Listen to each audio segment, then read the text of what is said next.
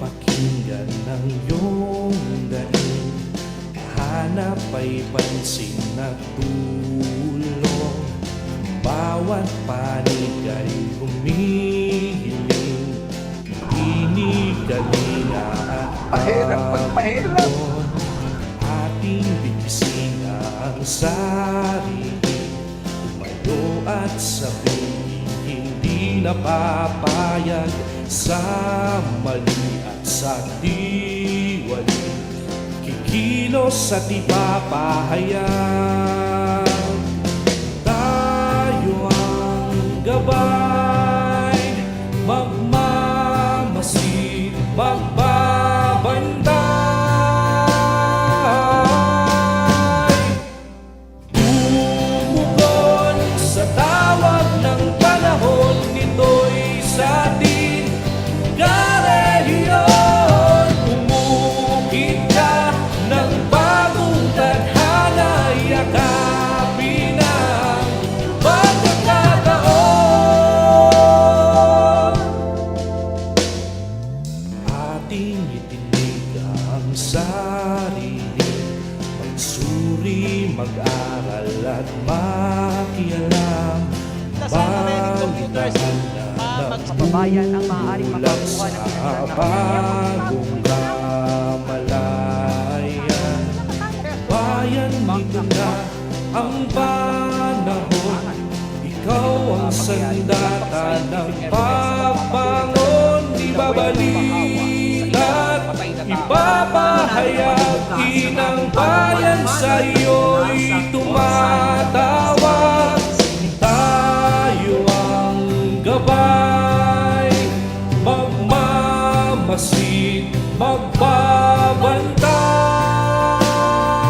magbabantay. Tumugon sa tawag ng panahon, nito'y sa ating karehiyon. Lumukit ka ng bagong tadhana, yakapin ang pagkakataon.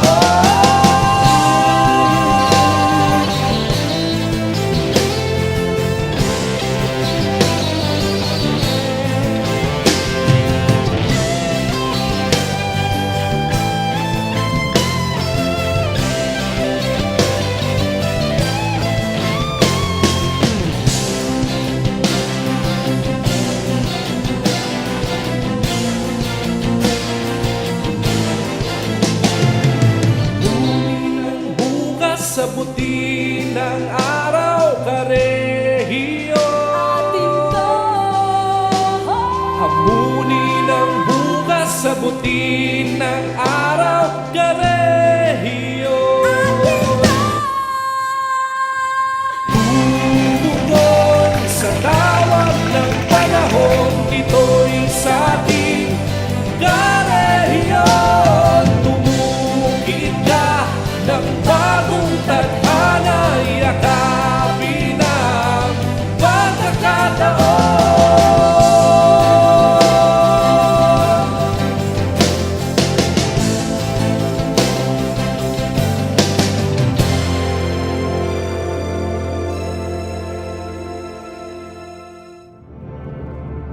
Mas mabilis pa itong kumalat kaysa sa pandemya. Malaking panganib ang dulot nito sa mamamayan. Lumilikha ito ng pagkalito at pangamba. Pekeng balita, Pekeng impormasyon. Sigurado ka ba na tama ang balitang napapanood mo? huwag maging biktima. Gaya ng COVID-19, sadyang delikado ang pagkalat ng mga maling impormasyon. Maging mapanuri at mapagmatsyag. Magsaliksik, Isaalang-alang ang kredibilidad ng pagkukunan ng impormasyon. piliin Piliin. Piliin ang katotohanan.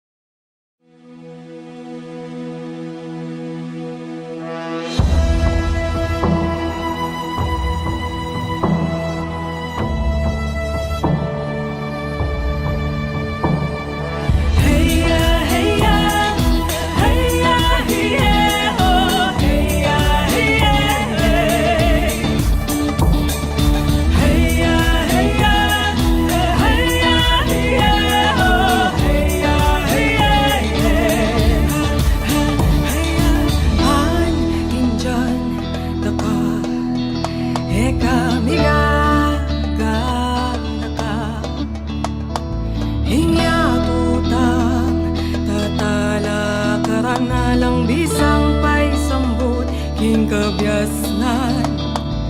Alang mali, alang gusto, mo balong ninong sasabing totoo. Anya lugod mo, hindi mo king kalupa mong tao.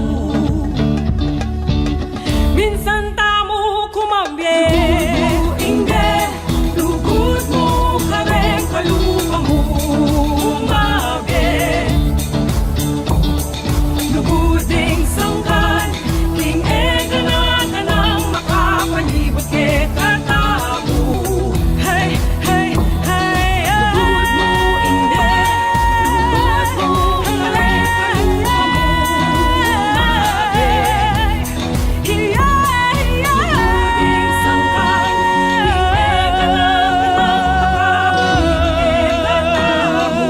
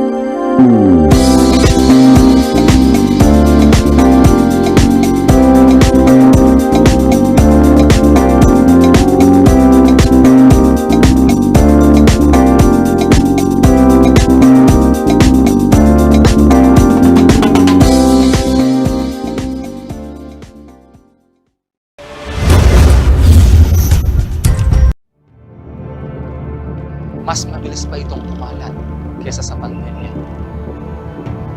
Malaking panganib ang dulot nito sa mamamayan. Lumilikha ito ng pagkalito at pangamba. Pekeng balita, Pekeng impormasyon. Sigurado ka ba na tama ang balitang napapanood mo? huwag maging biktima. Gaya ng COVID-19, sadyang delikado ang pagkalat ng mga maling impormasyon. Maging mapanuri at mapagmatsyag. Magsaliksik, Isaalang-alang ang kredibilidad ng pagkukunan ng impormasyon. piliin, Piliin. Piliin ang katotohanan.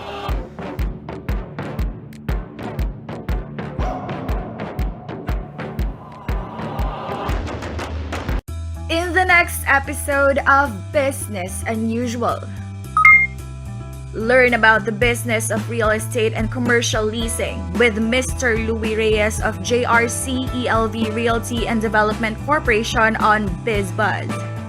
Nasa pandemya tayo, no? Since ang focus po ng inyong negosyo is on commercial leasing Ano po ang naging epekto naman ng pandemya sa negosyo po ninyo? We'd notice sa mga aming tenant, kapag essential yung produkto nila, services, they're doing good. Pero unfortunately, ito yung nangyari. We have one tenant, furnitures yung tinitinda niya.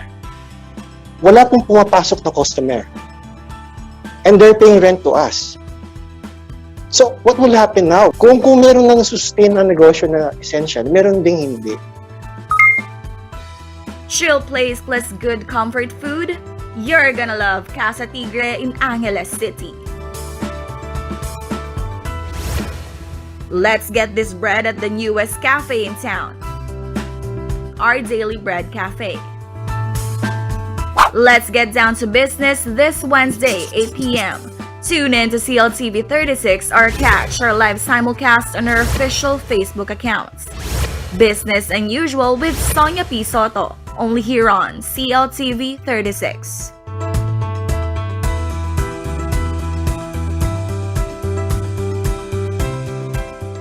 Nasistress ka na ba? Nagpapanik o natatakot dahil sa COVID-19? Normal lang ang ganitong mga reaksyon sa ngayon. Pero may magagawa ka para mapagtagumpayan ang sitwasyon na ito. Ituloy lang ang pangangamusta sa mga kamag-anak at kaibigan gamit ang text, tawag o video. Tiyakin na ang mga bata ay ligtas at nasa maayos na kalagayan. Gawin sa bahay ang mga nakasanayan upang hindi mabagot o mabalisa sa panahong ito. Sa wastong pag-iingat, ang virus hindi kakalat. COVID-19, kayang-kaya nating tapusin.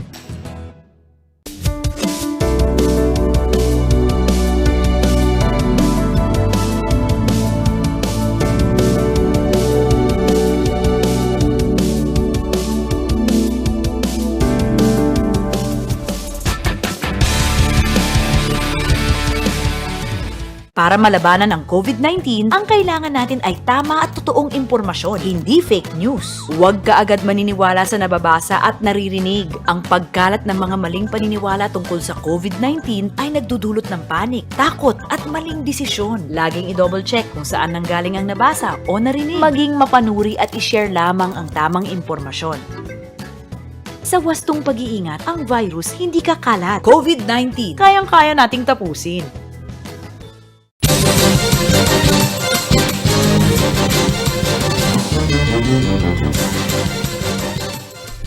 Narito na ang mga malalaking balitang Central Luzon ngayong araw.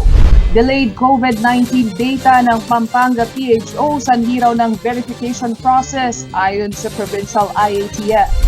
Active COVID-19 cases ng Pampanga pumalo na sa 3,412. Hindi matapos-tapos na Pampanga Riverbank Rehab Project sa San Simon, inirereklamo ng mga residente. At unang hearing sa kaso ni Bayan Gitnang Luzon Chair Paul Viuya, sinabayan ng kilos protesta. Maya Pabay, Pampanga, magandang gabi Central Luzon. Ako si Nicolette Henson Tizon. Narito na ang mga nauuna at itukang balita ng CLTV News.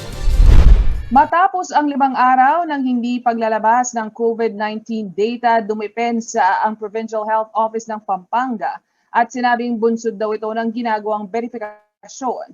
Ayon naman sa health reform advocate na si Dr. Tony Liachon, mahalagang on-time data para makagawa ng karampatang solusyon ang lokal na pamahalaan. Naritong report.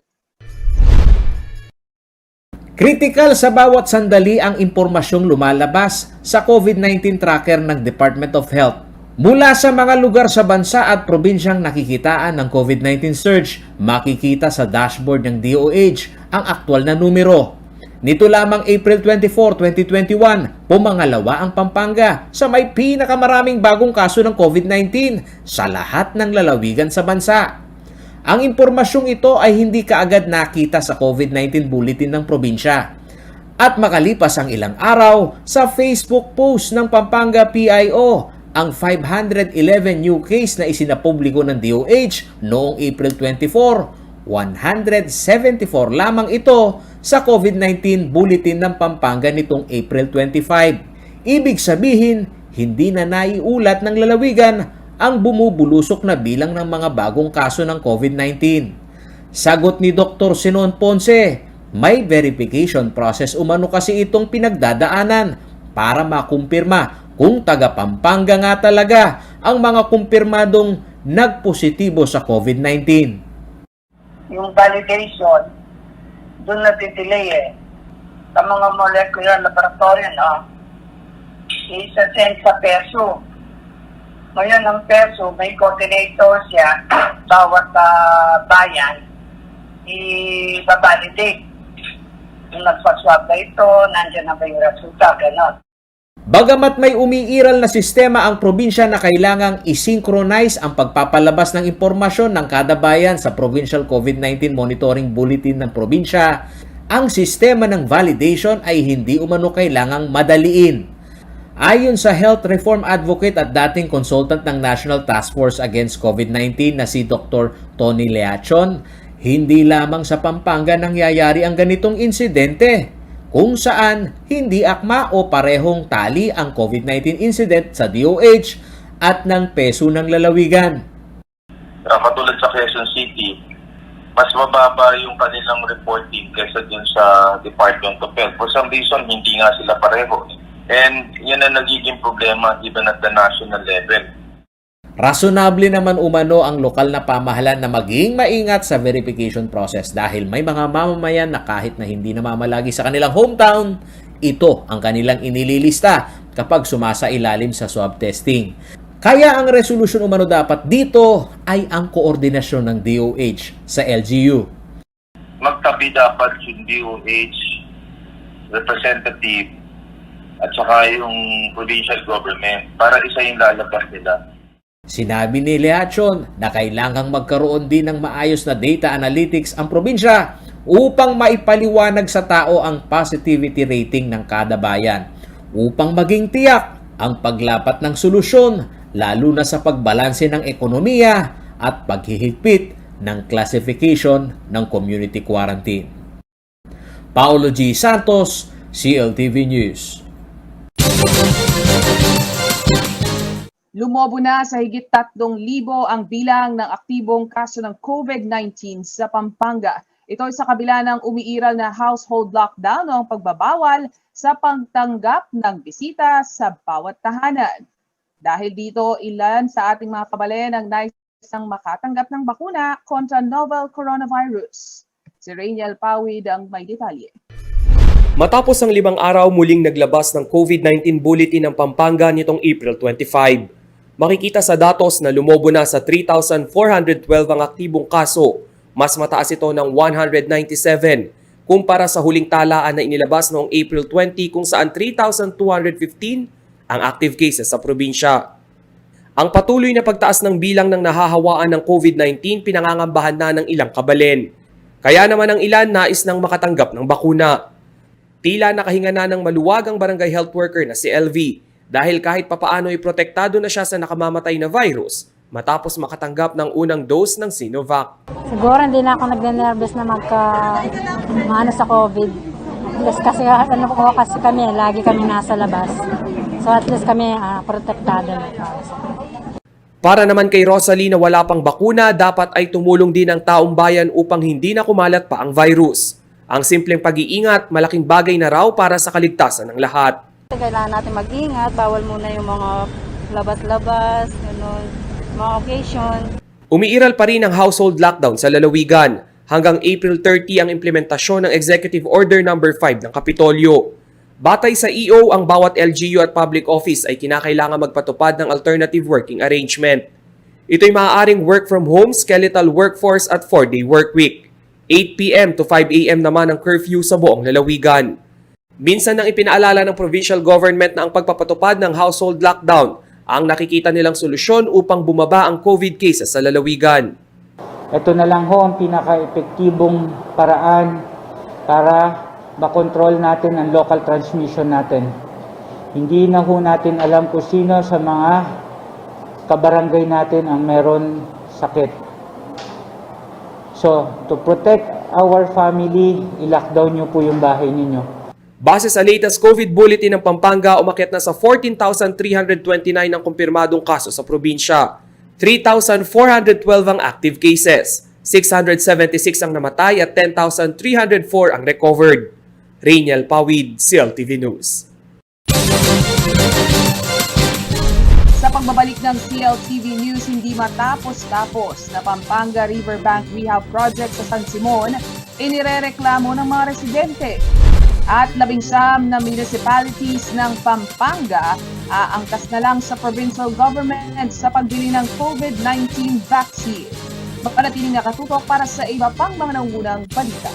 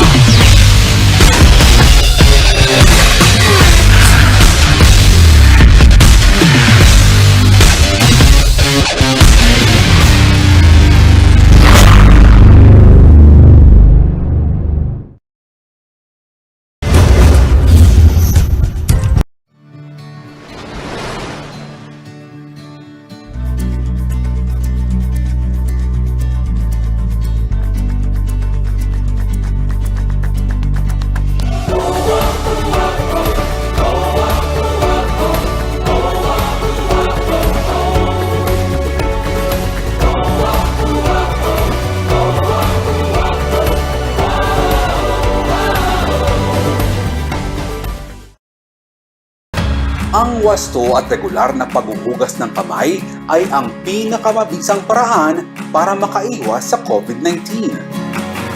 Sundin lamang ang mga simpleng hakbang. Hugasan ang inyong mga kamay gamit ang sabon at tubig. Kuskusin mabuti ang inyong mga kamay. Magsimula sa palad hanggang sa pagitan ng mga daliri at likod ng kamay. Gawin ito sa loob ng 20 segundo. Panlawang mabuti ang inyong mga kamay at patuyuin ito gamit ang malinis na tuwalya.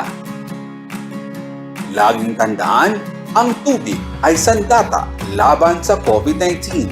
Ugaliing maghugas ng kamay sa wastong pamamaraan. Ang paalalang ito ay hatid sa inyo ng Prime Water.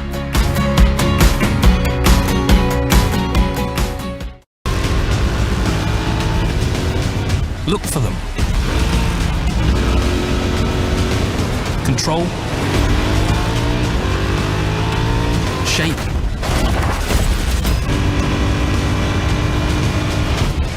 And master them. Never stop challenging.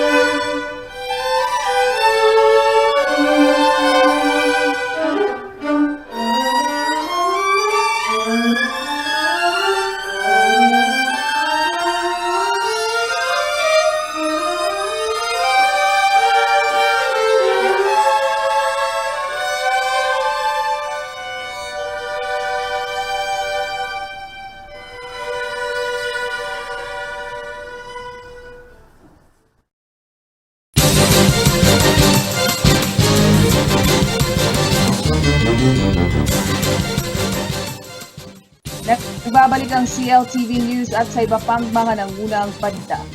Mahigit 3 taon na raw ang kalbaryo ng mga residente sa isang barangay sa San Simon, Pampanga dahil sa di umano'y long overdue na proyekto ng Department of Public Works and Highways na rehabilitasyon ng Pampanga Riverbank. Pangamba nila, malapit na naman daw ang tag-ulan at tiyak baha na naman ang kanilang magiging sakit sa ulo kung hindi matapos ang proyekto. Narito ang ulat. Sadyang matiisin naman daw ang mga Pilipino.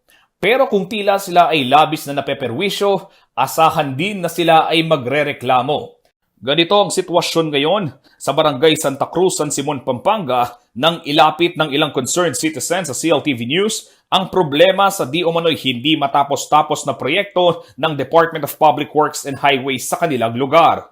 Dahil sa sumbong, minabuti naming puntahan at kapanamin mismo ang kanilang punong barangay. Sa totoo lang po, sa November 4 years na po ito eh. Kung baga sa dapat magbayad na sila ng penalty dito eh. Ang tinutukoy ni Cap Eddie Manalang, ang rehabilitasyon at improvement ng Pampanga Riverbank sa kanilang lugar na magsisilbi sana nilang daanan. Kwento ni Manalang, makailang beses na rin gumuho ang ilang bahagi ng proyekto habang kasalukuyan itong tinatrabaho. Ito po kasi 2 portion na yung bumigay. Una, yung unang portion, mga 60 meters. Nagawa na po yun. Tapos iniwan na itong susunod na ginagawa, bumigay na naman. Mga 50 to 60 meters na naman ito. May mga gumagawa naman daw ng makapanayam namin si Cap. Nga lamang, pangamba nila ngayon ang papalapit na tag-ulan kung hindi matatapos ang proyekto. Liban kasi sa inaalalang COVID-19 pandemic, ikinatatakot din ng mga residente ang posibleng disgrasya sa tuwing lulusong sa baha.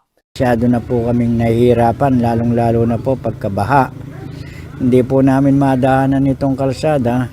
So pagka panahon po ng pagbabaha, na nagsasakay kami sa bangka na lang.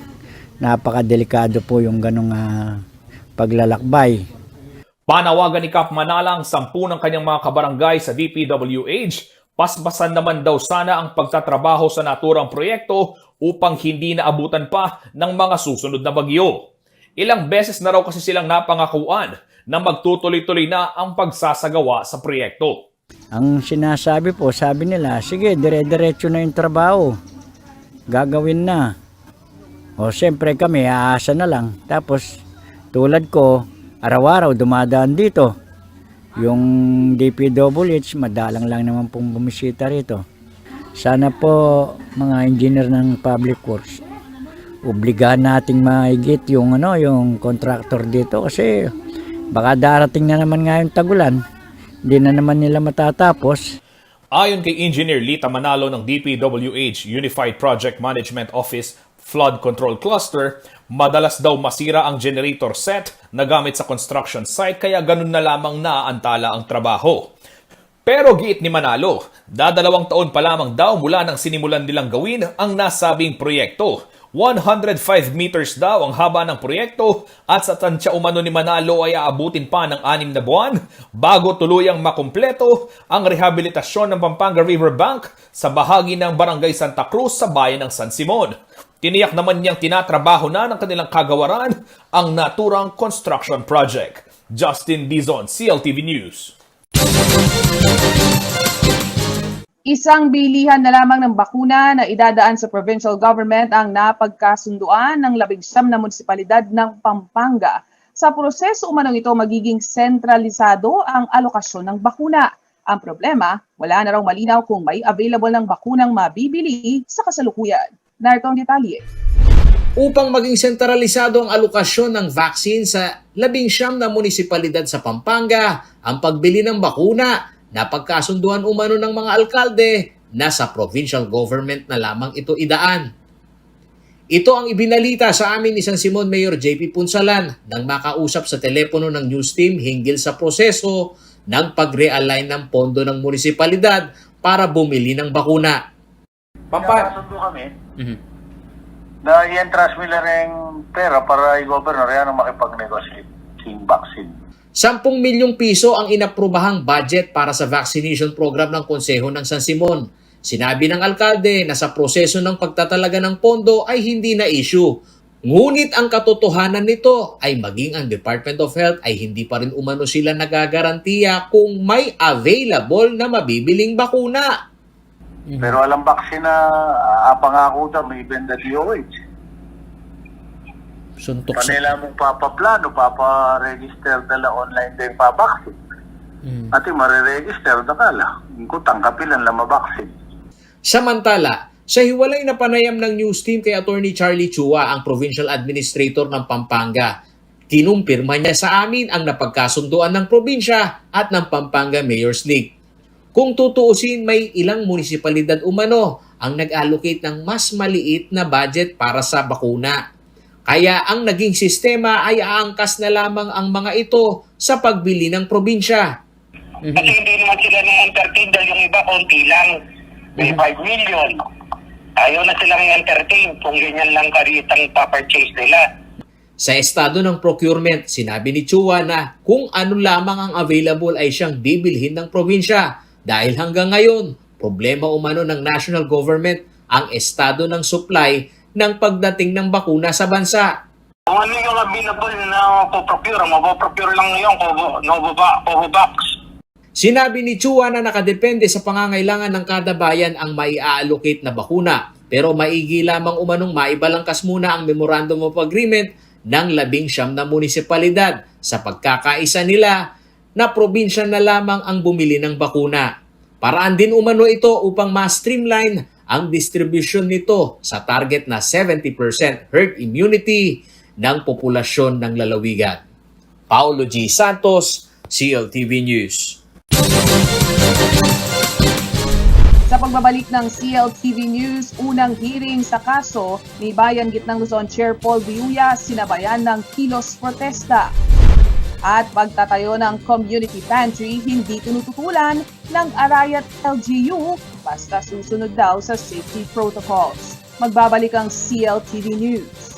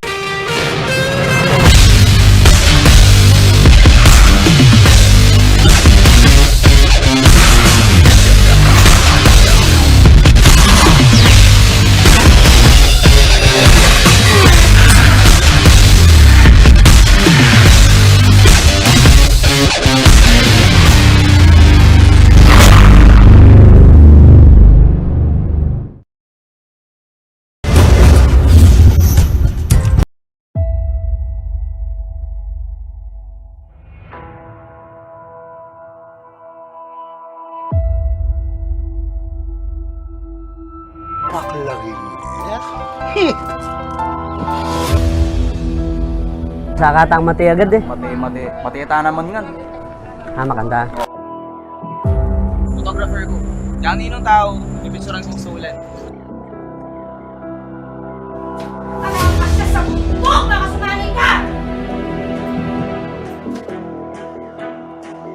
Tako kari darang bengin niya, magluto lang ano. Sige ako pa.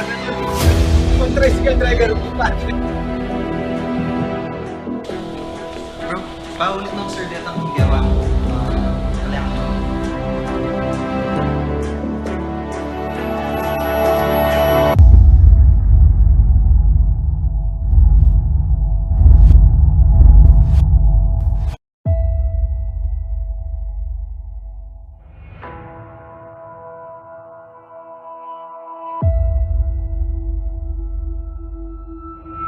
Yung tatlo, salubungin nyo dyan.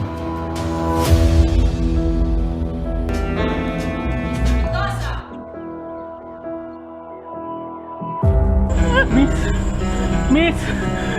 Diyos ko, anong gagawin ko? Bento ako ng gamot para sa mga may sakit na hindi na gumagaling. Yung iniisip ko para dito sa lupain natin na minarap pa natin sa mga ninuno natin. Hindi nga ako nagkaroon ng boyfriend eh. Ang nanay na bahala. Ha?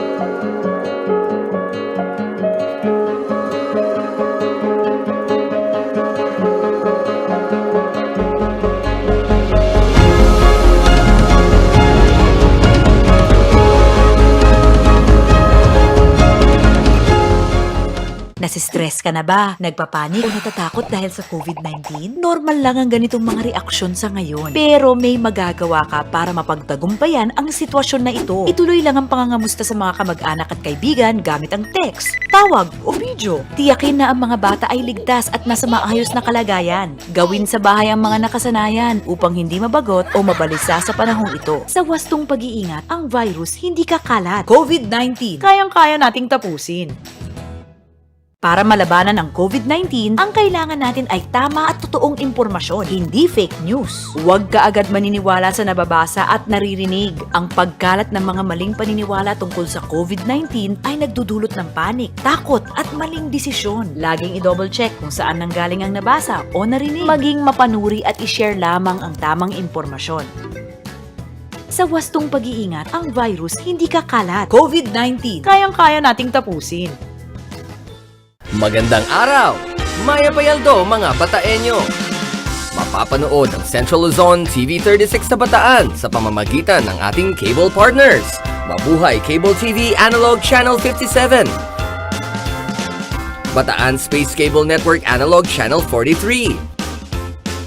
Central Luzon Cable Television Network Analog Channel 75. Analog Channel 66. At Digital Channel 36. Malasimbu Cable TV Corporation Analog Channel 41. Hermosa Cable TV Company Analog Channel 71. Kaibigan, tutok lang sa Central Luzon TV 36.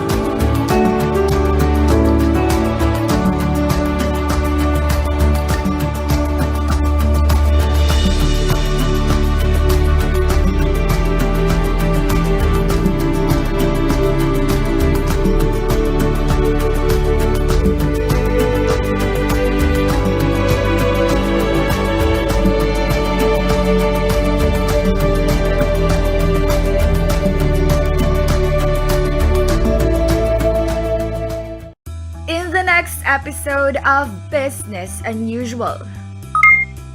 Learn about the business of real estate and commercial leasing with Mr. Louis Reyes of JRC ELV Realty and Development Corporation on BizBuzz.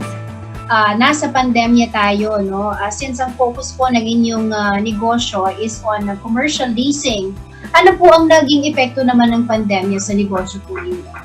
We'd notice sa mga aming tenant, kapag essential yung produkto nila, services, they're doing good. Pero unfortunately, ito yung nangyari. We have one tenant, furnitures yung tinitinda niya. Wala pong pumapasok na customer. And they're paying rent to us. So, what will happen now? Kung meron nang sustain na negosyo na essential, meron ding hindi. Chill place plus good comfort food? You're gonna love Casa Tigre in Angeles City. Let's get this bread at the newest cafe in town, Our Daily Bread Cafe. Let's get down to business this Wednesday, 8 p.m. Tune in to CLTV 36 or catch our live simulcast on our official Facebook accounts. Business Unusual with Sonia P. Soto, only here on CLTV 36.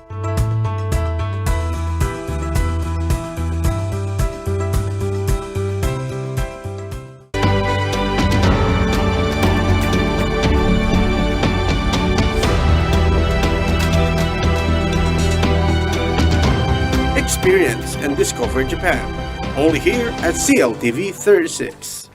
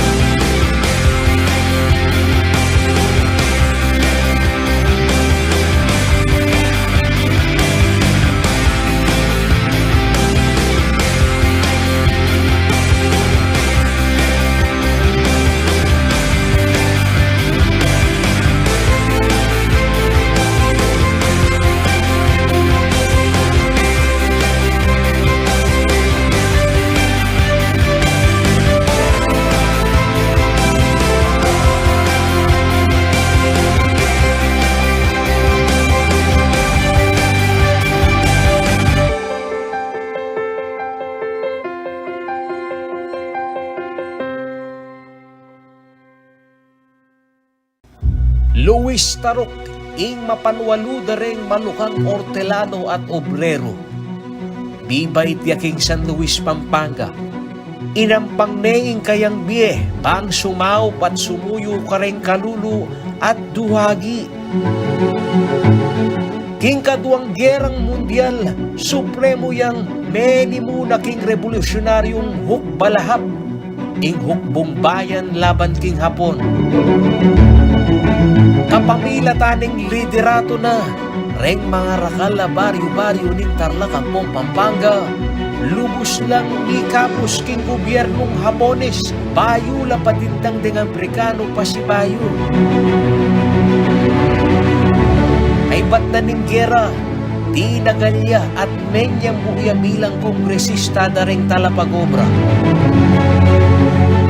Kitong galiya bang milaluya ing agraryong reforma at tinugliksane ing pamangamkam na ring Amerikano king katamong gabon. Iyanguya biye edad siya mapulot metong banwang 2017 tega na ding bunying bayani ning Pilipinas. Bayaning Kapampangan, ing talapanwalu dareng malukang kabalen.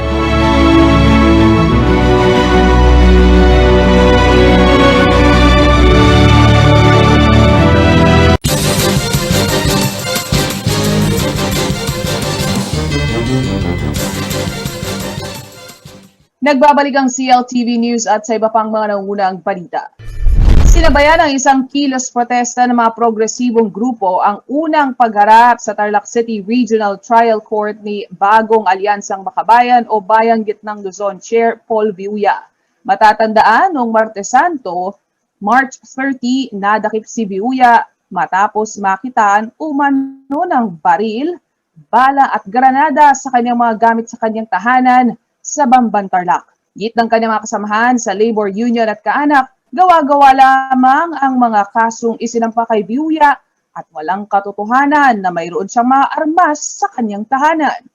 Nanawagan din ng grupo na tanggalan na ng pondo ang NTF-ECLAC o National Task Force to End Local Communist Armed Conflict dahil sa di umano'y red tagging na ginagawa ng ahensya. Matatanda ang kamakailan ay mismong sina Senator Sherwin Gatchalian at Joel Villanueva ang nagsabing dapat i-defund ang NTF-ECLAC matapos i-red tag nito si Ana Patricia Non, ang organizer na Maginhawa Community Pantry na nagsilbing inspirasyon para magbayanihan ang buong bansa sa panahon ng pandemya. Ayon sa dalawang mambabatas, sayang lang daw ang pera ng taong bayan sa ginagawa ng NTF-ECLAC.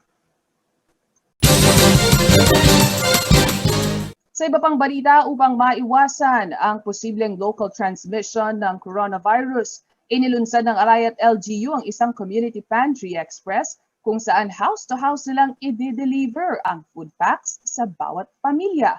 Bukod sa pagkain, may kasama rin itong gamot at mga bitamina. Gayunpaman, nilinaw ng lokal na pamahalaan na hindi sila tutol kung may mga individual o grupo o mga organisasyon na nais magtayo ng kanilang community pantry sa kanilang lugar. Si Rainiel Pawid ang may report. Hindi raw tutol ang lokal na pamahalaan ng Arayat sa pagpapakita ng diwa ng bayanihan ng mamamayan ngayong panahon ng pandemya. Ayon kay Mayor Bon Alejandrino, pwedeng magbukas ng community pantry ang sinumang individual o organisasyon, subalit kailangang panatilihing mabuti ang pagsunod sa health at safety protocols gaya ng pagsusuot ng face mask at face shield at ang physical distancing. Kaugnay nito, naglungsad ng Community Pantry Express ang pamahalaang bayan kung saan house-to-house ang magiging sistema ng distribusyon ng pagkain. Sa isang warehouse na ito sa Arayat, Pampanga, matatagpuan ang higit 300 kaba ng bigas at grocery packs na donasyon ng iba't ibang tao at organisasyon para sa lokal na pamahalaan ng Arayat. Upang walang mapag-iwanan, lahat ng 30 barangay sa lugar ay makatatanggap ng grocery packs sa ilalim ng Community Pantry Express program ng LGU. Dahil laganap ang local transmission ng coronavirus sa bayan, hanggat maaari iniiwasan nila ang mga aktibidad na magkukumpulan ng tao. Mas marami rin daw mabibigyan kung ihahatid sa kada tahanan ang mga pagkain. Kasi kung iyan mo lang ka sa kalsada, huli mong magpapamilya, kukuha sila lahat, tig-isa-isa. Samantalang kung gagawin namin, lahat makikinabang. Pati nasa pinaka-liblib na lugar. Grocery at saka 3 kilong bigas. Yun naman pong 5 kilong bigas, puro bigas lang yun. Maglalagay rin ng vitamins at supplements sa mga food pack na ipamamahagi. Dahil nga sa patuloy na pagtaas ng kaso ng COVID-19 sa bayan, isinabay na nila sa Community Pantry Express Program ang Oplan Daily Disinfection sa lahat ng pampublikong lugar. Hinihikayat rin ng ilang residente ng Arayat na nakaluluwag sa buhay na mag-donate sa Community Pantry ng bayan. Isang may kaya sa buhay dito, pwede naman dali sa munisipyo. Mas epektibo siguro yung iniisip namin kaysa iwan sa kalsada. Di ba, ang daming kaso sa Manila, minsan ninaakot ng isang tao. Dito siguro lahat ng makikinabang sa aming mga kababayan na may kaya sa buhay, mag-share tayo. Ang house-to-house system din ang minungkahi ni COVID-19 Task Force Advisor Dr. Ted Herbosa sa mga community pantry organizers. Mainam daw na magbahay-bahay sa pamamahagi ng pagkain upang maiwasang magkaroon ng super spreader ng virus. Bago pa ang mungkahing ito ni Herbosa, ang house-to-house food pack delivery ay ginagawa na sa 7 probinsya ng Gitnang Luzon. As of April 25, umakyat na sa 396 ang confirmed COVID cases sa bayan ng Arayat. 117 sa bilang ay active cases. Rainiel Pawid, CLTV News. Yan ang mga balitang nakalat ng CLTV News. Para sa karagdagan pang detalye, maaari niyong i-follow ang aming social media pages at CLTV36 Official, at CLTV36 News, at CLTV36. Kung dahil sa naman balikan ang mga programa ng CLTV, maaari niyong bisitahin ang aming YouTube channel at CLTV36 Official at ang aming website, www.cltv36.tv. Kasama ang buong puwersa ng CLTV News and Current Affairs. Ako si Nicolette Henson Hizon. Maraming salamat. Ang gabi.